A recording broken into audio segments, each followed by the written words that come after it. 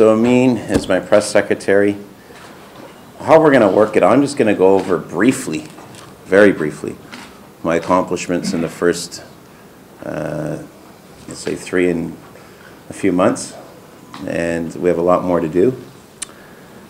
And if you want a copy of this page, I'd be more than happy to give it to you. So, in the first three and a half years, I ran on a platform of saving taxpayers' money, of a transparent and reducing the size and cost of government, and customer service excellence, and I fulfilled all my pillars.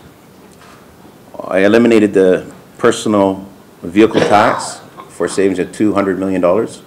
This is over 4 years. I reduced the council and the mayor's budget over 4 years. That's $6.5 million. Contracted out garbage, everything west of Yonge Street. That's the number I have is $78 million. It's going to be higher than that as you saw the first numbers come in. And the efficiency savings in 2011, my administration saved $57 million. In 2012, we saved a record $327 million. In 2013, $222 million. And this year, we're projected, and this is not including it, $150 million. From savings from the new collective agreement with the unions, we've saved $89 million. These are not my numbers. These are the numbers from the CFO, Rob Rossini. If you have any questions about that, he'd be more than happy to verify all these numbers. These are his documents he gave to me. The savings are well over $1 billion. And some people may argue, you know, $1 million here, $1 million there. Well, these are the facts. And Joe Penichetti, our CEO, has backed that up. Or unemployment, obviously. I'm a businessman. I come from a business background. I know how to meet a payroll. I know the value of a dollar. I know what customer service excellence is. And I know how to meet a payroll and create a job. In the last 3 years, these are low numbers right now. There's 58,000 more people working in Toronto than there was 3 years ago. And in just 1 year, just last year alone, there's 35,000 more people working. And we've experienced, you can see for yourself, 3 years of consecutive growth. The city's actually booming. We have over 170 cranes in the sky. And I always say when you look at one crane, it's equivalent to 1,000 jobs. Growth is, a lot of people say it's just in the downtown core. Most of it is, but there's still a lot in Scarborough, Etobicoke, and North York. And like I said at the beginning, job creation was a key platform when I was running, and I have fulfilled that. But it's just the beginning. I think you saw, I call it a mess that I inherited. I got into the TTC. We made TTC an essential service. You'll never see another transit strike in the city. With fire, last time there was fire stations built, we can't remember, built 4 new fire stations, new ambulance station, new EMS station. We hired 169 new paramedics. We're going to be hiring approximately in this year's budget 150 police. Toronto Community Housing, I think you all remember the mess, again, that I inherited at Toronto Community Housing. We cleared the board. We have sold off approximately 80 units. I wanted to sell off a lot more. Council didn't go for it. But right there, that's a savings of about approximately $40 million. We're investing to pay down $751 million in repairs. There's a huge backlog in repairs at Toronto Community Housing. And nobody, no mayor, and I'm not tooting my own horn here, has gone into Toronto community housing and improved it like I have. I have toured the facilities. I have made the people that have been ignored they've told me for their whole life by politicians, I've made them a key part of our society. And I'm very proud of what I've done. And I look at it in a very practical way. And some people may take offense to this, but there's more poor people in the city than there are rich. And I look after the poor people. I take care of everybody, don't get me wrong. But the poor people, some people say you cater to them. I don't, you might say the word cater, I return all my phone calls, I go to their front door. But when you see people living in conditions like I've seen, it's inhumane sometimes. And we're not going to live in a city like that. When it came to, and I'm just going to go, and if you want to go down on one area, I'll go back to this. I made councillors more accountable. Before, there was no recorded votes. The attendance record is 30 times better than it was under the Miller and Lastman era, with councillors being in their seats. Because they have to record their vote now, taxpayers know where their councillors are at all times.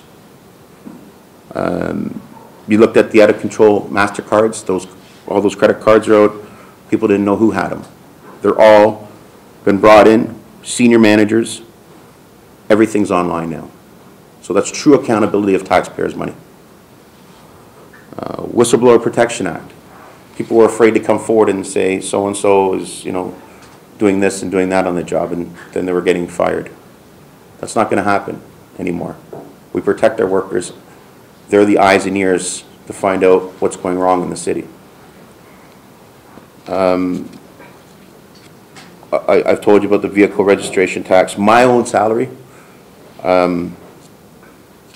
obviously, I froze they wanted to pay me, I think, $185,000. I went back to $170,000. Every raise that I've got, as every councillor has, I've donated it back to the city. I can only compare myself to David Miller. David Miller had a budget of $2.7 million. I reduced it down to $2 million, and council reduced it down to $800,000, which I didn't support, unfortunately, so that's up to the council. But I am surviving, and I'm doing the job that the taxpayers asked me to do. I talked about contracting out garbage. I want to emphasize our property tax increase is lower than any North American city similar to our size. We had a 0% tax increase the first year, 2.5% the second year, 2% this year, and I want 1 3/4 this year. We agreed on 1 3/4. They stripped my powers. I went up to 2.5. Now they're down to 2 1/4. We'll see what happens in the next coming weeks. The city staff, as you know, we have a bloated bureaucracy down here. Everyone knows it. I've reduced the staff by 1,400 positions. And that's not firing people, that's just through attrition. When they retire, we don't have to fill in that. People are doing more now. Our planned debt, obviously our planned debt was going like this, our planned debt is now going like that. So over the next 10 years, the City of Toronto's planned debt, we're reducing it by approximately $804 million. So it is going in the right direction, and on top of that, we are spending over $1 billion, exactly about $1.2 billion on infrastructure. That's what people want, that's where they want their money to be spent, and that's what I'm doing. All our new surplus, we have had a policy that all the new surplus, 75% of all of our surplus will go towards capital infrastructure needs. And the other 25% obviously will help replenish our reserves that got raided by the previous administrations. I mentioned our agreement with the unions. There will not be a strike under my administration with the unions, outside workers and inside workers. I'm very proud to say that I sat down with the unions, negotiated it was at 8 in the morning, but we struck a deal. And it was a fair deal for both. And when it gets renewed, we'll have the same deal. I'm very, very proud that there's no labor disruption in this city. Something small, but it was major to a lot of people, was a 5-cent bag tax. It wasn't so much the 5 cents, it was the nickel and diming. And people were very upset when they were shopping for groceries or clothes. And they said, Bob, I'm sick of paying this 5 cents. So we eliminated the 5-cent bag tax. Again, I'm not talking, we're not making money. Now it's up to the store. If they want to charge, they can charge. But many, many stores have said, no, they're not charging anymore. The subway. I was not a fan. I never supported Transit City. I said when I was elected, I'm going to scrap Transit City. We did exactly what the taxpayers wanted. The majority of people, not everyone, but the majority of people wanted a subway. They wanted a subway to Scarborough. We got a subway to Scarborough. That is happening. I'm going to continue to build subways. We're going to connect the Shepherd line first and foremost, and the Downtown Relief line and the Finch line. Again, we don't have LRTs, but if you ask me, St. Clair is an LRT, very close to it. And I do not want to St. Clairize the city. Some people do. I do not. And I am not budging. I've never wavered. People said it can't be done. I think you saw what they've done through council. You can't get the money. You can't. I knew deep down. I had a great relationship with Mr. McGuinty, and I have a fantastic relationship with the finance minister, Jim Flaherty, and we work things out. Unfortunately, I'm still trying to work out a relationship with the Premier Wynne.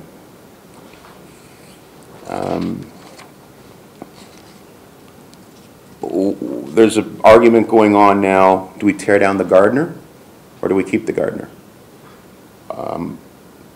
We put $500 million in keeping the Gardiner. It's going to be a big election issue. I want to keep the Gardiner.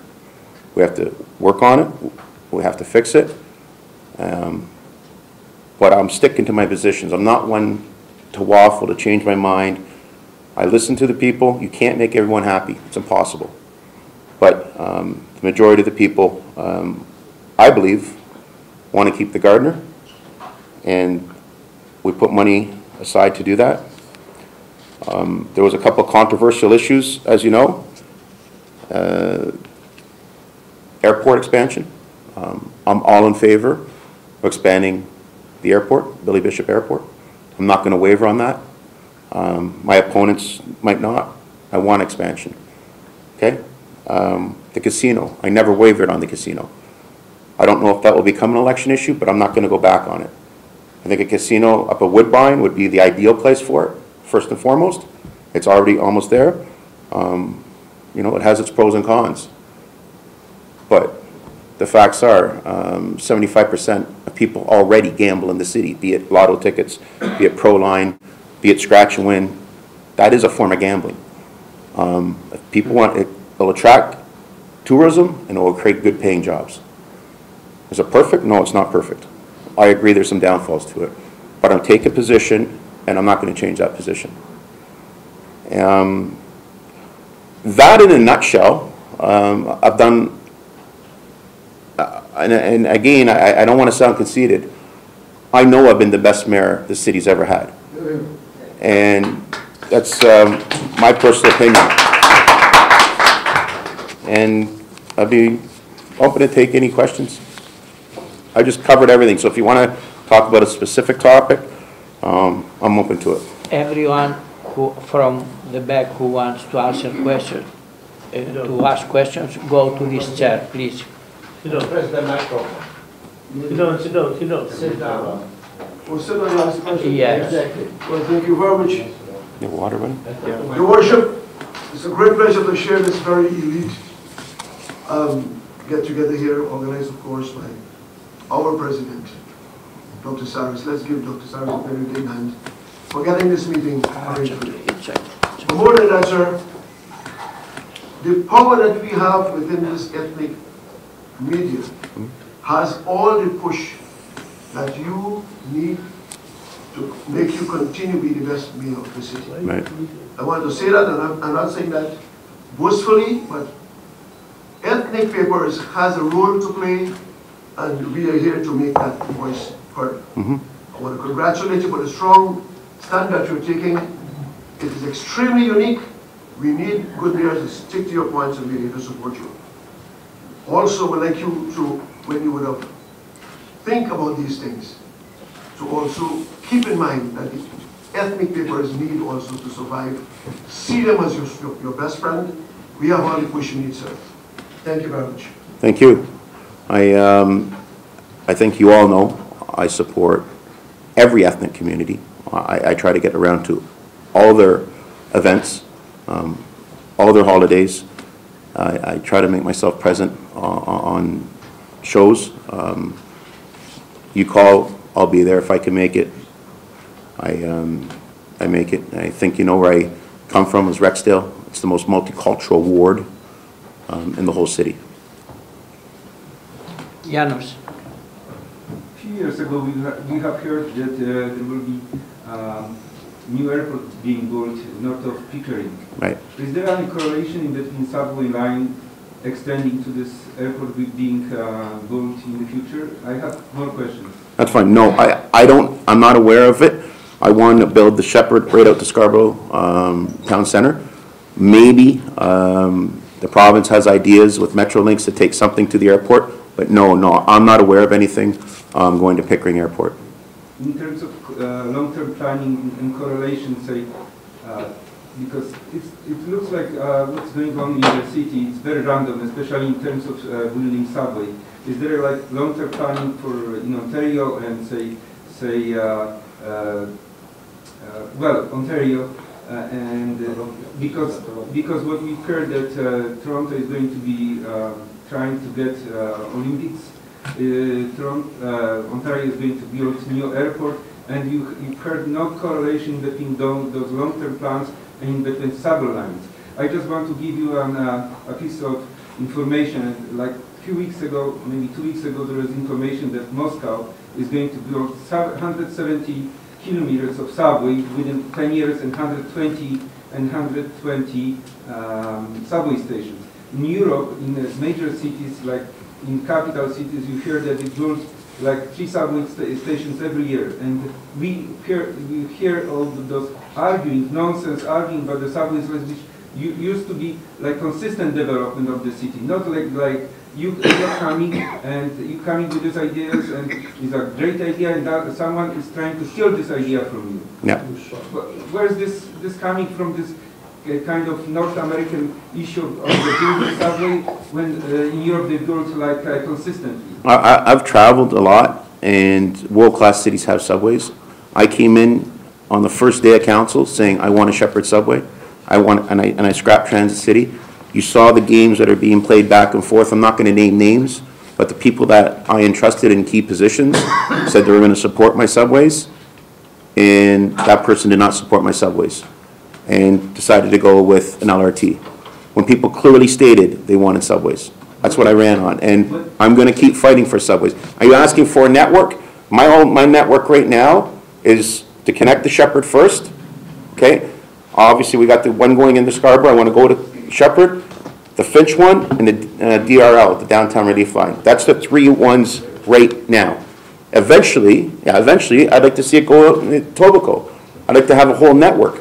But right now, that's what I'm focusing on for the next 4 years.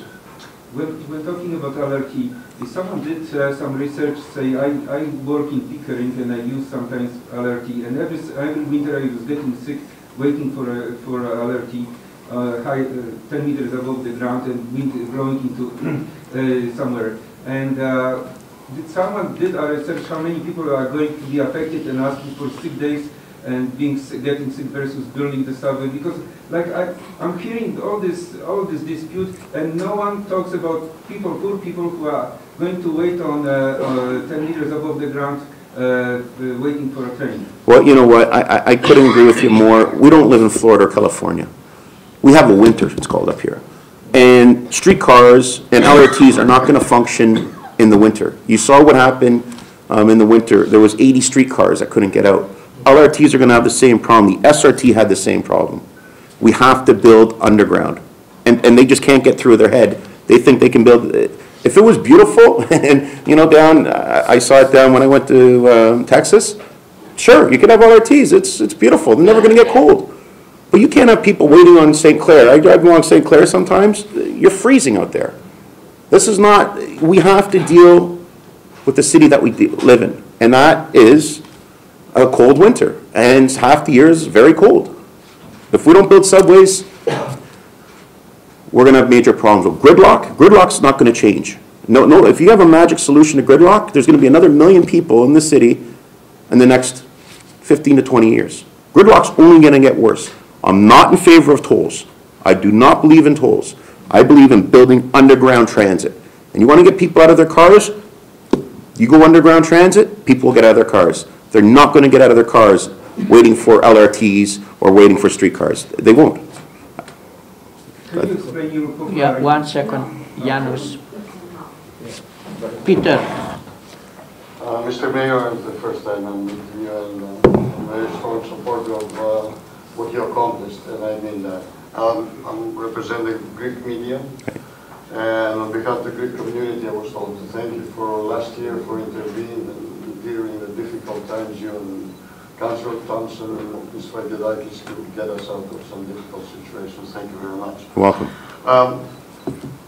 The Business Association of Danforth has some serious concerns about parking. It's a big contributor to the economy of the city. And there was a thought of changing the parking from 9 to 9, instead of 9 to 9, 9 to 6, which is going to give a boost to the business locally. And it's been, I think it's been brought up in council that the aggressive behavior by parking officers, it's not just an idea because people get tickets to reality, which I faced as a media person.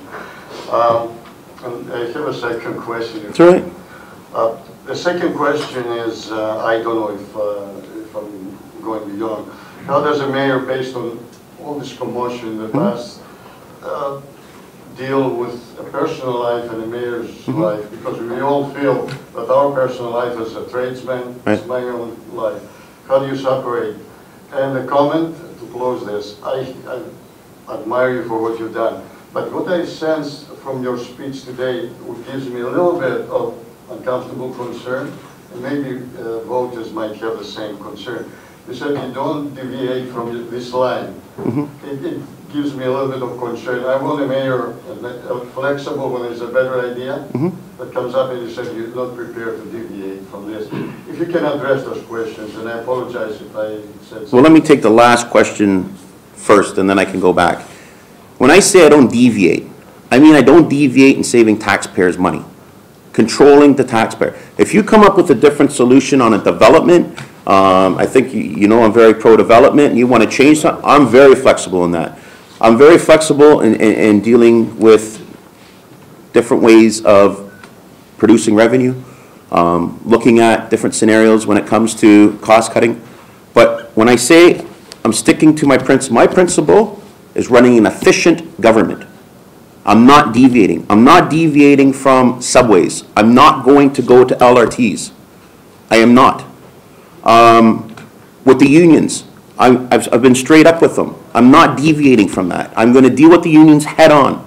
I'm not going to make side deals and let them run the city like it has in the past. I'm not going to change. I am who I am. Get to your second question. Have I made mistakes on my personal life? You're absolutely right, I made mistakes. I'm human. A lot of people will say, like, why? You know what? I admit, I drank too much a couple of times. I'm not an alcoholic. I'm not a drug addict. But did I? Yes, I did. I've admitted to it. People say, well, why did you lie? Well, my first question is, why does everyone in this room lie? We've all lied. I guess because we didn't want to tell the truth. So, you know, we're all human. We've all made mistakes. I can assure you, those days are gone. A lot of people said you're overweight. You know, well, I'm down 40 pounds now. I don't know what more I can do to prove to people I'm in shape. I'm moving on. I'm running the city like a well-oiled machine. That's not a concern. And well, was a concern to a lot of people before.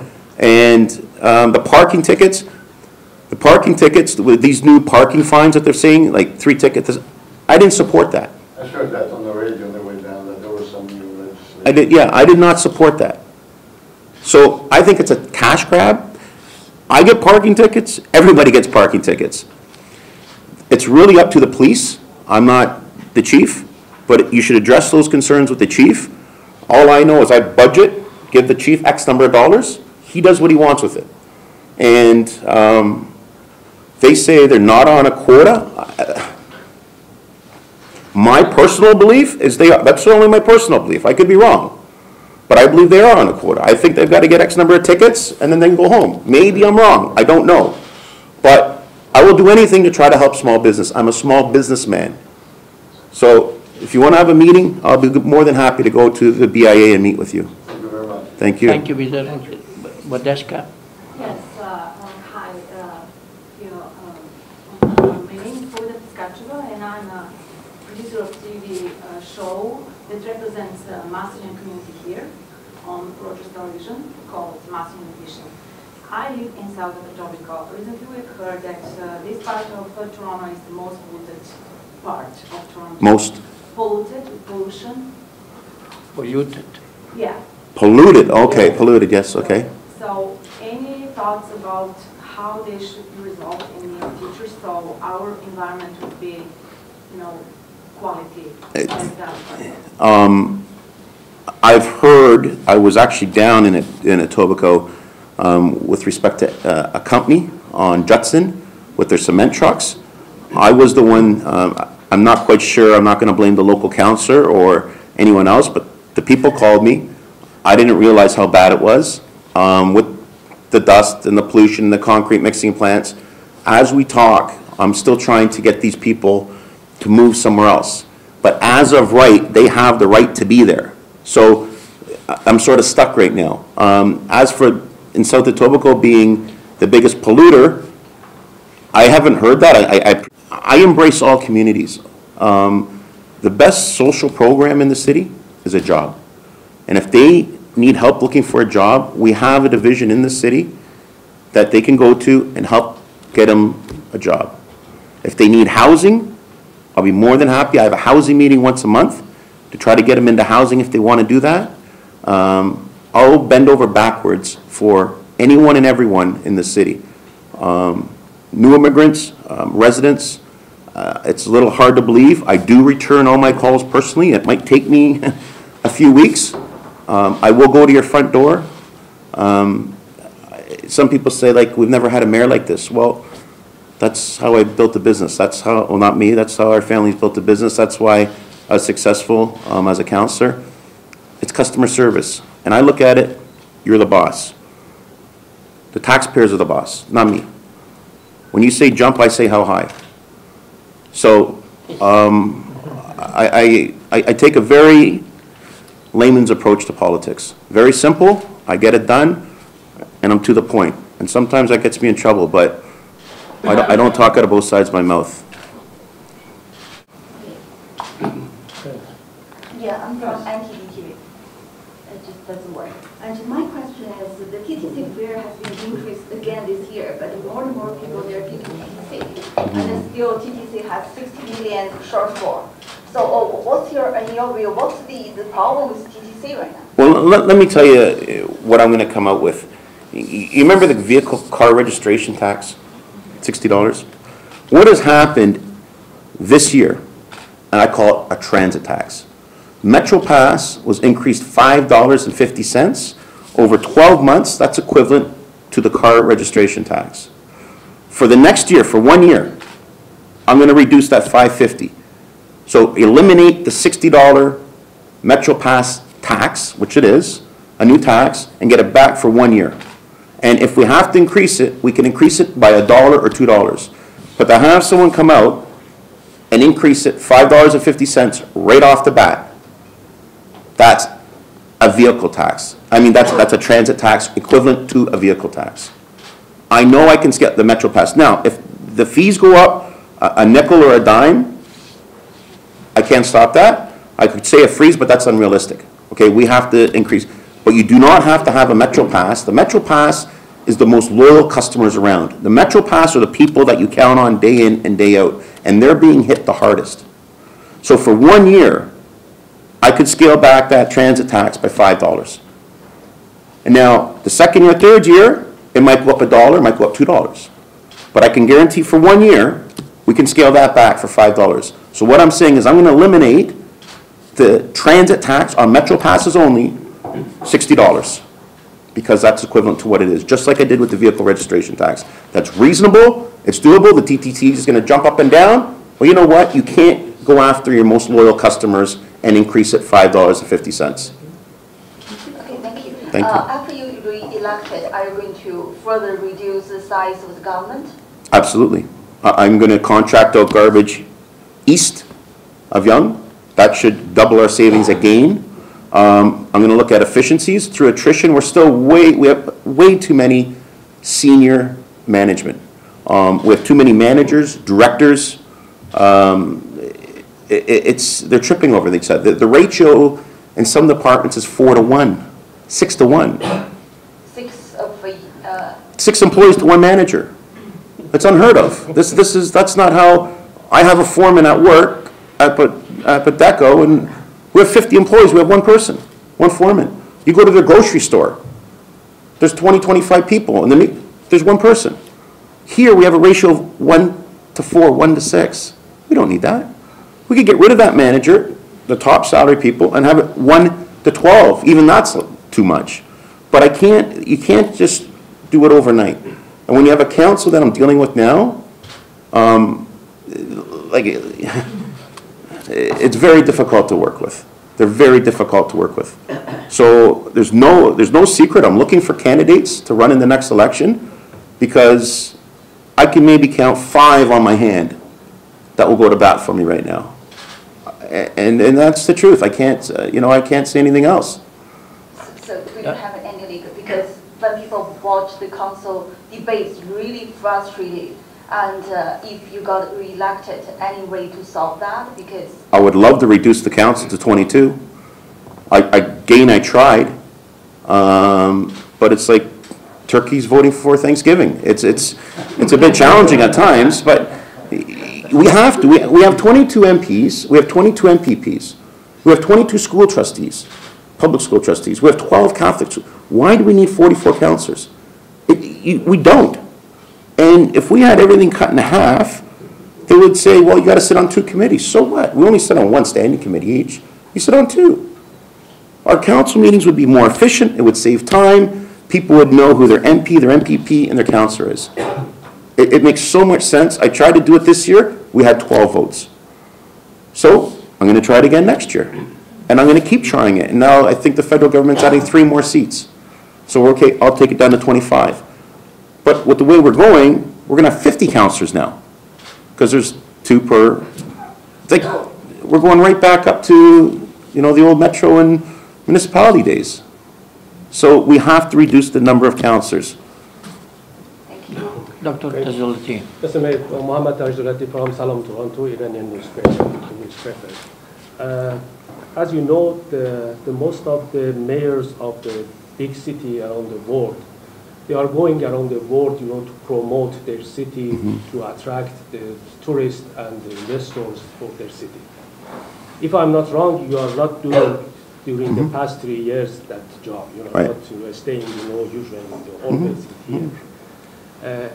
I'm not coming to your. Yes. I'm not coming to the personal affairs. That's right. No. You ask me whatever you want. But actually, Toronto is the most popular city around the world. If you are Googling, Right. Toronto, is coming up. Right. If you are re-elected as a mayor, and you promised here, you are not doing the same thing as you did, in the past regarding the personal affairs.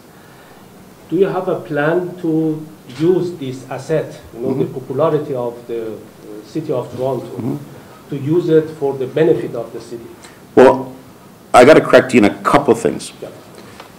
We had a trade mission to Chicago, which was the most successful trade mission that any administration ever had. I went down to Mexico to see how the Pan Am Games operated. Do I travel on taxpayers' money? No, I'm not going to do that to promote myself. I'm not in a position like the Prime Minister, and I'm not going to say anything wrong against the Prime Minister, to be traveling around the world to sell Canada. People know Toronto. I'll assure you now, even more than ever, everyone knows Toronto. Maybe not for the right reasons, but they know Toronto. Okay? So, people, and it might sound funny, but tourism's up. People are coming to the city. We have a great arts, we have great restaurants, we have great sports facilities, great sports teams, things are happening. I have to, yes, and also I went to Texas for the music festival. I don't know one person, no matter what culture you're from, doesn't like music. But yet, we're down here in music and we have the strongest music industry, but we're not capitalizing on it. So I have gone. Am I going to travel for the sake of traveling? No, I'm not going to travel just as a junket. I'm not going to go to FCM with 22 counselors to Vancouver. I don't believe in that. Right now, I encourage people to come here. I just met with a group of people from China, a Chinese delegation. I've met with many, many people from around the world. I will travel when I have to travel, but I want to take care of the city first and foremost. I'm hands-on. When you saw the flooding in the summer, I was there every day. When you saw the storm happening, I was there every day. When that young boy got shot at the Eaton Center, I was there. I feel comfortable here. I know the city. When the city's straightened out, we're going to have another trade mission in Boston. We had another one lined up. Unfortunately, there was a terrorist attack in Boston.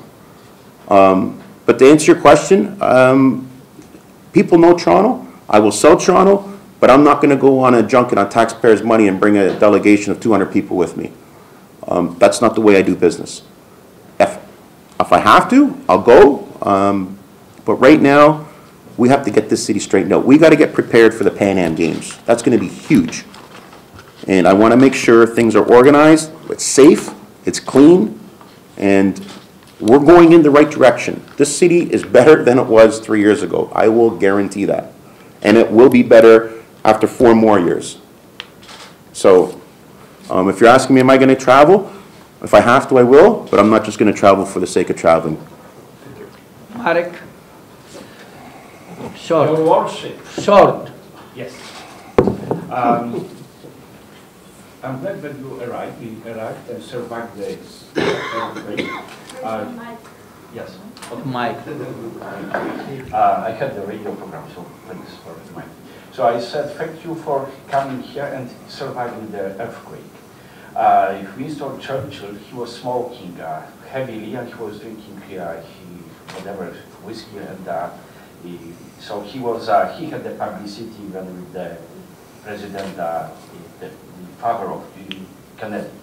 But the thing is, I'm 33 years in Canada, in Toronto, this year. And I used to come by the TTC. Metropass was $26.75.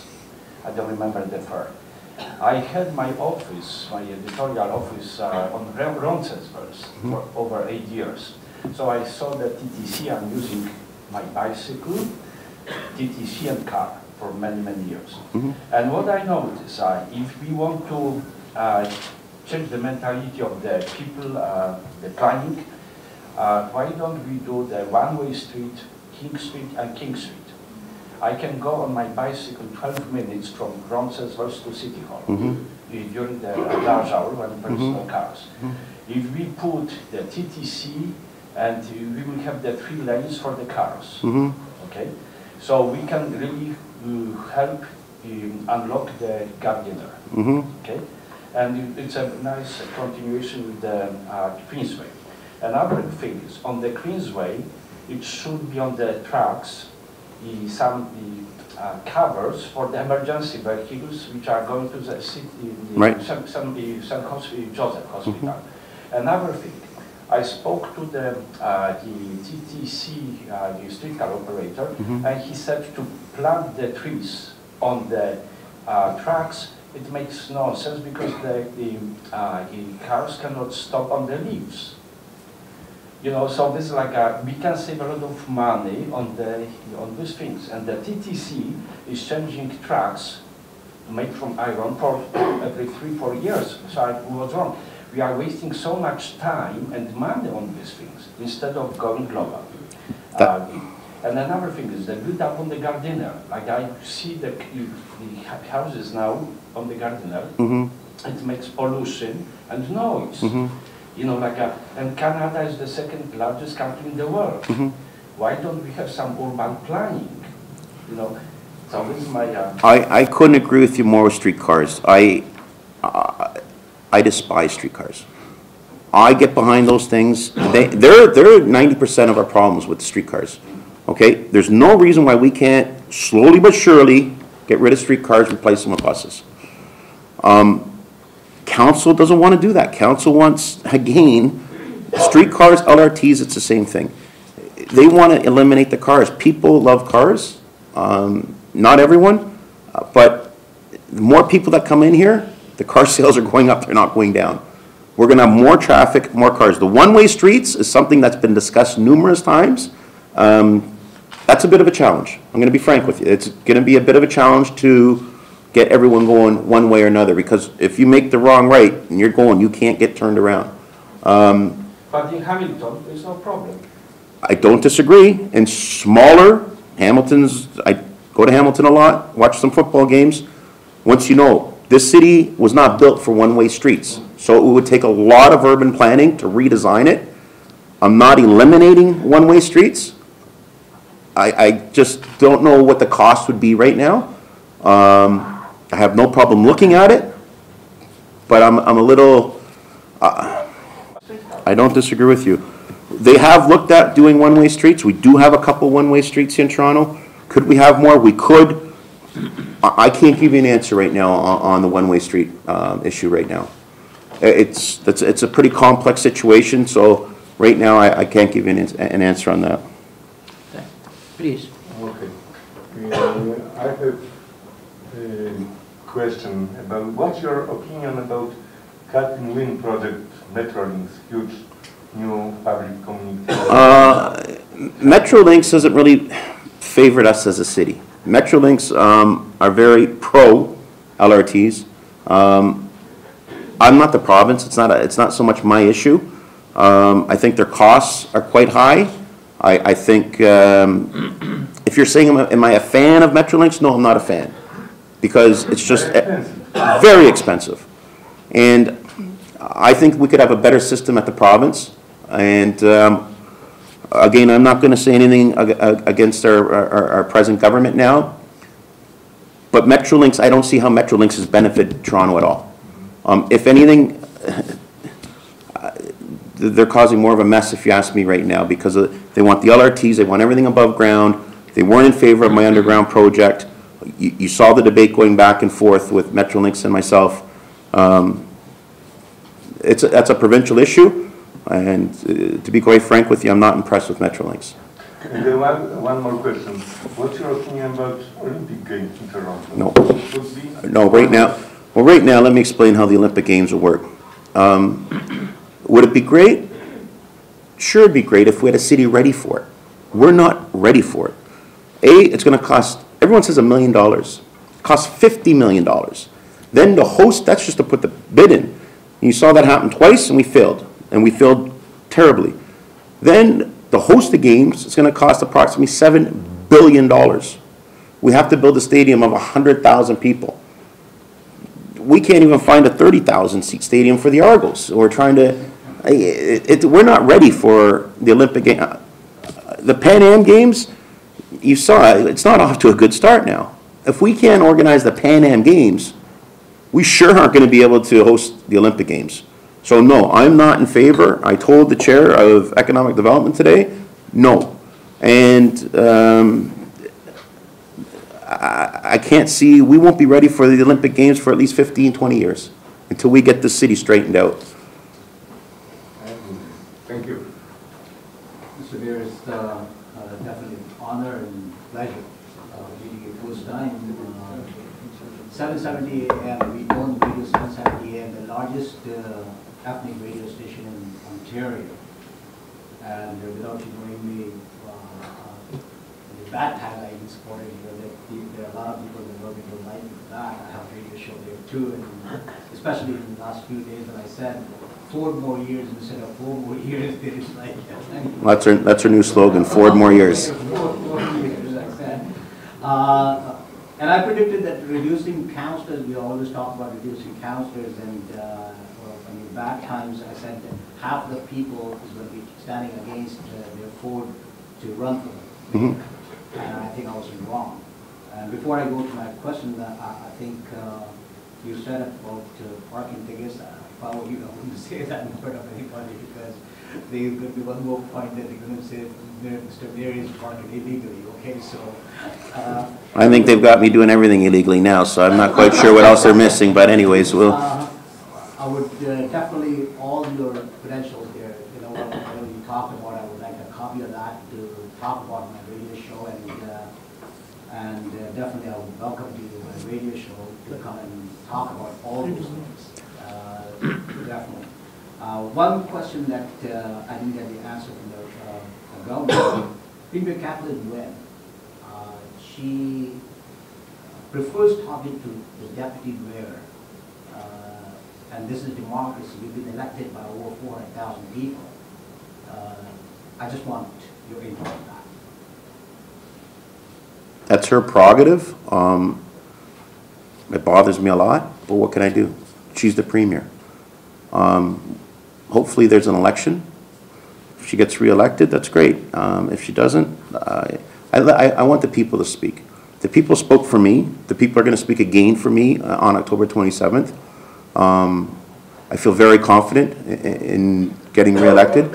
I don't want to go too far with Kathleen Nguyen. Obviously, she wants to speak with the deputy mayor. That's her prerogative. It's politics. And you know what? There's no room for politics when people don't have power out. When the cities, was in almost a disaster. It wasn't an emergency crisis. That's why I never called one. We're doing good. But if she chooses to speak with the deputy mayor, that's her prerogative. If the council decides to strip my powers, they can do it. Is it right? No. That's not democratic. And we'll see on October 27th. And if there's a provincial election, we'll see then.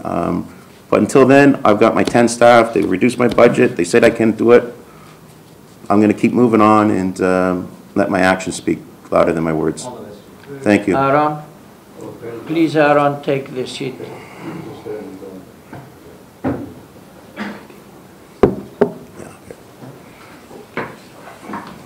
Thank you, Mayor Ford. My name is Aaron Rahane. I'm from the Eritrean and Canadian community in Michigan. Thank you, first of all, for giving us this opportunity. My question is, I really admire you for admitting your mistake, because it needs a courage to admit your mistake. And I'm sure many of us appreciate that. But there are many Torontonians, they have a concern whether such mistake would be repeated again or not. So how are you going to convince Torontonians in order to elect you in the next election? All I can say is action speaks louder than words. I don't know what else I can say. Talk is cheap. I'm a man of action. I produce results. I had a couple of isolated incidents. Things were blown out of proportion, I can tell you that. Again, I'm not an alcoholic. I'm not a drug addict. It's history. All I can say is action speaks louder than words. And it's up to the people. And if it happens again, it won't. But the people will see for themselves what Rob Ford's all about. And I think people are starting to see when push comes to shove. When there's a serious situation in the city, I'm at the front.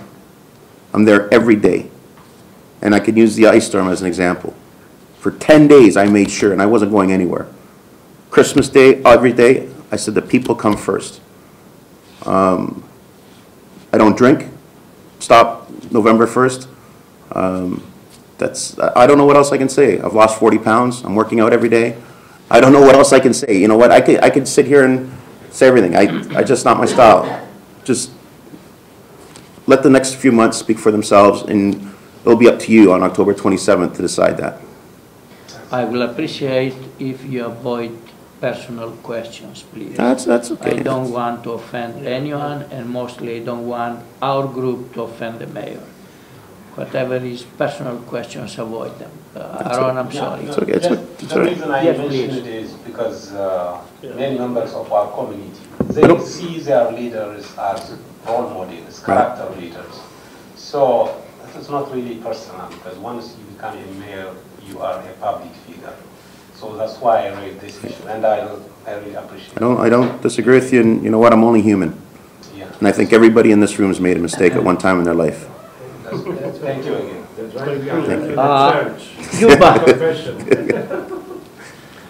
Luba Czerny from the Courier. I'm from Russian community. I represent Russian community. I have newspapers and TV channel on Rogers, 24 hours. Yeah, my question is, half of our community support you and like your slogan, cut taxes, cut taxes, cut taxes. If you cut taxes, where will be money for growing city? Where do you find, where you don't find money for growing city, for budget, for project? There is so much waste still in this city. I've only scratched the surface. For example? For the example, you look at the senior management. I just gave an example. Wages and salaries make up a big portion of our budget. If you take in any corporation, administration, the jobs, payroll is a big portion. We have to start looking at efficiencies, contracting out some of our services. And that's not anti-union, don't get me wrong. I want the union to bid on the jobs. But we can't be paying ridiculous amounts of money. Another thing that's killing us right now are unfunded pensions. Our unfunded pensions, you can't keep carrying on like this. We have to say enough is enough. And that's where you're going to save money. I said stop the gravy train. I've slowed down the gravy train. But you saw what happened. As soon as they stripped my power, they were right back on the gravy train and going full steam ahead. So there's many, many ways of saving money. And just like I said, contracting out the other half of garbage collection in Scarborough. But It will get through. only save money. It's And one way. we're going to save money, and we're going to put it towards delivering better services. When you contract out, people think it's worse. You ask anyone who lives west of Yonge Street, is their garbage pickup better or worse? No, worse. Before 2 times per week, now 1 time per week. Well, that was way, way before. That was over in the old Etobicoke days. That was before even the amalgamated city. But I'm saying now, garbage pickup has saved millions of dollars and is better. They put their bins back down. It's cleaner. It's more efficient. That's only one service we're looking at. The tree trimming. We can contract out all the tree trimming. Right now, we only contract out half. Why don't we contract out all the tree trimming? And if, you know what, if I'm wrong and we don't save money, then I'll go back to in-house service. But you know, $60, minus $60 for one people is nothing per year. But for city, if I understand, it will be 60 million, minus 60 millions. So, for car. so you want to pay this? Yeah. If you want to pay the $60, then you donate $60 to the city and I'll give you a receipt. Seriously, if you don't think our taxes, and a lot of people, I don't disagree with you, some people say, you know what, Rob, you should have kept the $60. You should increase taxes. Well, you know what, if you want to donate money to the city, I'll be more than happy to take it. You'll get a tax receipt and we'll give it to you. So if you want to give back that $60, I'll take it. But the majority of people, I don't think, want to give that back. But my taxes increase. I don't know why. Well, 2%. On the average, it's 2% over 3 years. The previous administration was double that. Was twice as much. So we're saving money. You have more money in your pocket now than you had 3 years ago. Mila. Mila, it's you. You can use your... Okay. have a better view with the mayor view. Okay, Mr. Mayor, thank you for this opportunity to talk directly to you. You're welcome. It is said that a measure of how humane a government is how it is able to treat or care for the most vulnerable citizens, be it in the city or in society. And you did speak about jobs, which you believe are the most crucial social service you could give to people, right? But there are vulnerable, marginalized people who would not be in a position even to talk about jobs, such as the seniors, the people with disability, newcomers, no matter how earnest they want to get jobs right away, would face different kinds of barriers. So sometimes if they don't speak English, there's a need to translate and others. So my question is, has the social services for these people increased in your term of office? Or what social services would you consider your contribution? Not only have they've improved, we put more money in social services, like you're talking about, than the previous administration has. The accessibility, I don't know if you know the ramps that are being built, the sidewalks now are all ramped for people that have a mobility device, a wheelchair to get around. We are designing the city for, obviously, not everyone, but seniors, most of them, to get around. And again, I said the people that can work, the people that are healthy, the best social program is a job. Because unfortunately, there's some people, and I'm not saying all people, some people take advantage of the system. There's some healthy people out there that can work that don't want to work. There's some people like yourself that can't work. They have a disability. I'm the first one to help somebody off the sidewalk and say, I will try to get you into a shelter. You look at our shelters now, we run very good shelters. I'm the first one, because I know if I was in that situation, if I was laying on the sidewalk, I would want someone to pick me up and bring me to a shelter. If I was on alcohol and drugs or whatever, or had a mental disease, I would want someone to help me out. And there's less people now. There's still people laying on the sidewalks, but there's less people laying on the sidewalks than there was 3 years ago. So we are trying. Is it perfect? No, it's not perfect. I don't think it will ever be perfect. There's some people that refuse to go to a shelter. They don't want to go to a shelter, no matter how cold it is, because they believe that, I've heard the stories, they get beaten up in shelters, people steal from them in shelters. I can't force them to go to a shelter. And most of them also have mental health issues. And I understand that. And I understand that. I have a bigger heart than a lot of people realize. Thank you. By the way, Two more. The Philippine Reporter, it's a 25-year-old paper that publishes 2 times a month.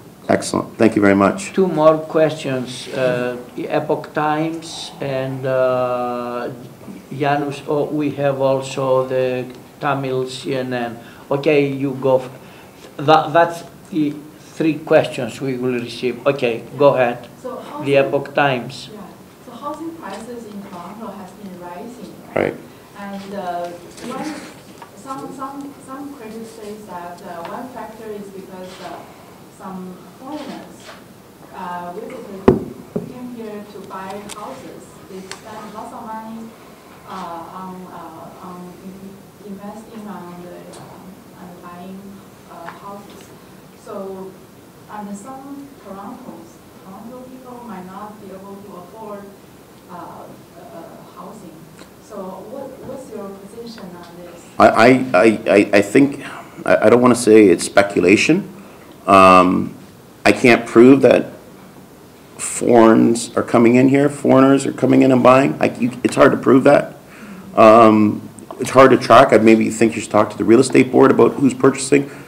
But when you live in a city that's booming, like we're booming, house prices are going to go up. Condo prices are going to go up. What bothers me the most is the land transfer tax. and that land transfer tax should be reduced. For example, this year, I said, even at last budget committee, I said I want to reduce it 5%, because we were only expecting approximately $320 million, approximately, of revenue. We got in $345 million in revenue. So right there, we had an extra $25 million that we didn't expect. So I said, instead of taking it in, give it back and reduce the land transfer tax to 95%. And council said, no, we want that money to spend. So if you're going to have councillors with that mentality, how am I going to try to encourage people to save people money when they're buying their new houses? The prices are going up. The economy's good. I'm not saying, you know, it's bad to have a good economy. Prices are going to go up when the economy's booming. Our economy's booming. People want to come to this city and live. And I think that's great. But it's a cost to live in a nice city. You go out further in the outskirts. People are moving, you know, some people are moving out to Milton and Mississauga and further out. It's cheaper. But when you want to live in a safe, clean city, our crime rate's lower than it's ever been this year. We're doing something right. And I'm very proud of that. But I do not like the double land transfer tax. We pay one to the province, and we pay one to the city. We don't need that one to the city. Especially when we have another $25 million. We did not need that money. But they took it in, and I couldn't even get it through budget committee. If you can't get it through budget committee, you're not getting it through council. But I'll try. I'll try again at council to try to get rid of just 5%. Janusz Short. One question is short. Mr. Mayor, Mr. Mayor, I want you to succeed. I voted last time for you, and I want to vote again for you. But there is one thing which I have difficulty with. This is the casino. Yeah. Because I argue with you that those who go to the casino are not a random pleasure taken people who go. They mostly addicts. And I have. They're mostly what? Addicts. Addicts. Okay. Yeah. And there is. You see the difference between those who gave us the statistics, 75%, those who play lottery or so forth. But I'd argue that those who go to the casino, they mostly addicts. And that's one thing I am against it. I don't know where you have this idea of bringing the casino to Toronto, you have it from. And the other thing is, don't you see the danger that someone can make, your enemies can make the connections in between the casino and your past personal mishaps? No, let me explain this to you. We have a casino at Woodbine Centre right now. A Woodbine racetrack. There's a casino there. The only thing that's missing are the tables. The slot machines are there. People are there. Tourism's there. I'm not saying that I want 3 or 4 casinos. I never said I wanted one downtown. I said we should have one at Woodbine. All we have to do is have the tables. What bothers me, and I'll tell you what bothers me, is when you see buses downtown, in Etobicoke, lined up. Buses are filled with our people going up Casino-Rama, Niagara Falls. That's our money. Is there problems? I said that at the beginning. Is there problems with casinos? Absolutely. Is there problems with drinking? Absolutely. With smoking? Absolutely. Fat guys like me, they should shut down all the McDonald's because it's a temptation. You have to have self-control. And I don't disagree with what you're saying, sir. But it brings in revenue and it creates tourism and it creates jobs. You've got to have a balance here. And everybody has to have self-control. I lived at 600 Rexdale, right across from Woodbine Racetrack for 10 years when I was a councillor.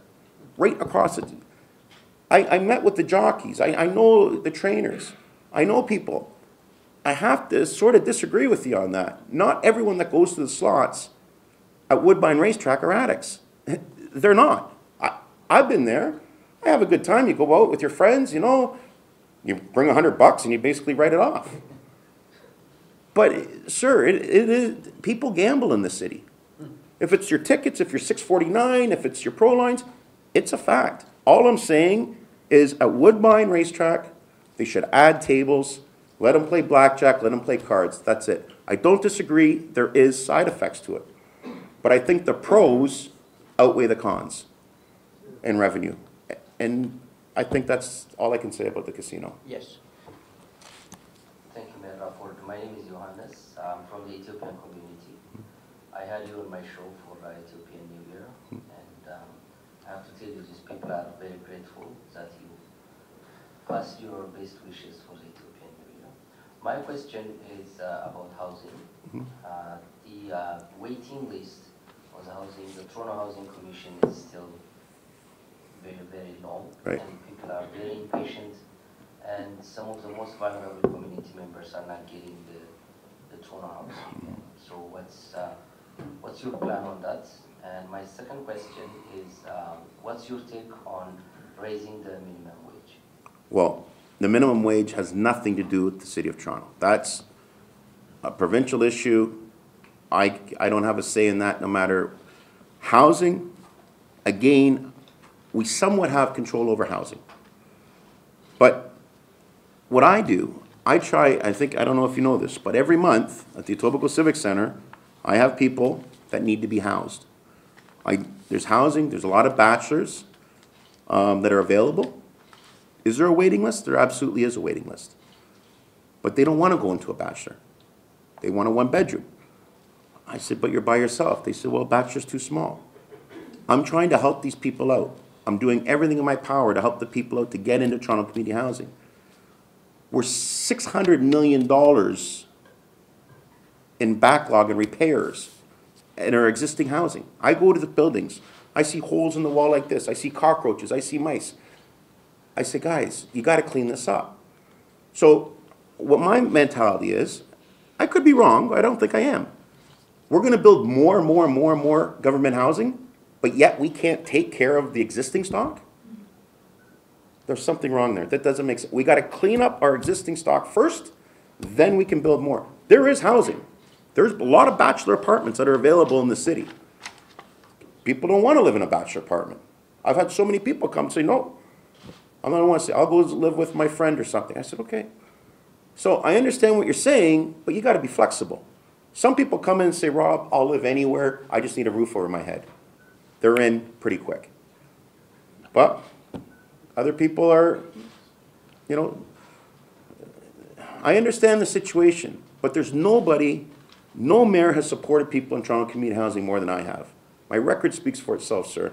I'm trying to accommodate as many people as possible. Okay? Thank you very much. I want to thank you, Your Worship, for your time.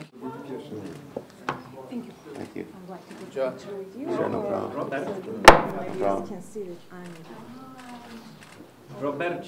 with the celebrity. I don't know about a celebrity. I'm just an average person. No. We consider you a celebrity. Thank you. Appreciate it. She's born in Poland. She's Okay, good. One more. Yes, sir. 1 second. Now we are in the Polish. Thank you. It's a Polish meeting. Okay, good. My wife speaks Polish. I know. And I always tell her Później when she asks me to do something later. She goes, I'll get you. Yeah. Okay. Where am I looking at? Oh, right here? Oh, there. Thank you. Oh, yes, yes, thank you. Thank you very much. Thank you. I really appreciate it. Thank you. Yeah. All right. Thank you very much. One more. Beautiful time. Thank you. We registered, so yeah, we're opening up our campaign office in Etobicoke in a couple of weeks. Then we're going to Scarborough, so we're going to start up probably in about a month. I'll let you know. Excellent. Okay? Good man. Give him a raise. Give me some money, I'll give him a raise. I have no money. Hi, Matt. Would you mind to New Year greeting to our viewers? This like Happy New Year, year before. Oh, Kang Hai Fat Joy. Do you mind holding the mic so we can have it? Kang Hai Fat Joy. Happy New Year.